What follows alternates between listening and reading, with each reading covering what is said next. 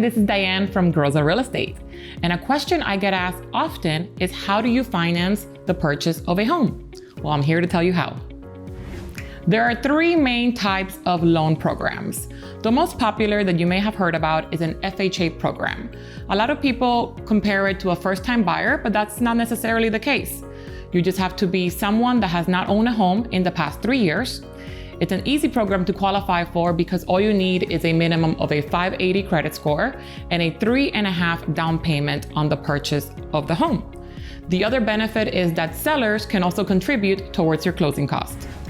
Another loan program is a VA loan. You do have to be a veteran, but you can finance up to 100% of the purchase of the home.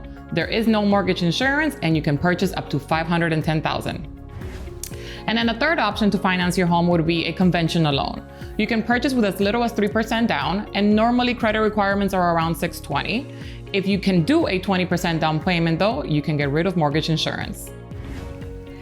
So I hope you guys learned a little bit from the tips I just shared with you. My name is Diane from Groza Real Estate. Follow me on social media. My information is going to be right there.